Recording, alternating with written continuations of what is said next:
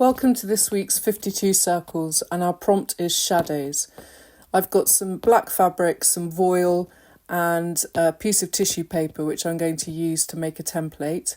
I've just looked around the studio to find something that will make an interesting shadow, and I've chosen this peacock feather. So I've got that underneath a strong light source, and I'm just drawing a faint outline with a friction pen of the shadow that creates. And I'm going to use that as a template to make the black fabric kind of in this shape and then build up a layered piece. This is inspired by listening to a podcast this week of Cornelia Parker talking about her work that's currently being exhibited in Bath at the Royal Crescent, where she's used shadows of glassware to make interesting prints.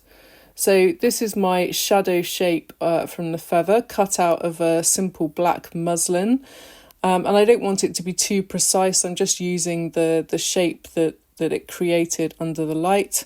And now I'm going to create a second shadow on the voile. So holding the feather again and just using my friction pen to trace the lines that it casts, the shadow it creates.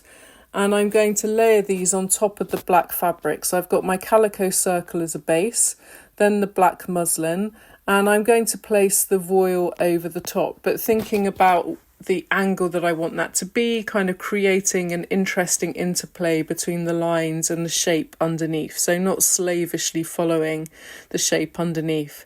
Just securing that with a pin and then using a machine weight black thread and just limiting myself to one stitch. So just using back stitch here to stitch along the lines that I've drawn onto the voile. Remember, because it's a friction pen, I can gently iron that afterwards and the ink will disappear. So it will just be the stitching that remains. And in some areas, I'm doubling up the weight of the thread, so 2 or 3 strands to create a thicker thread, just to give some of those lines a bit more prominence and to add a bit of interest in the mark making.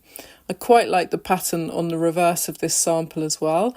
And then finally trimming it round to make the circular shape.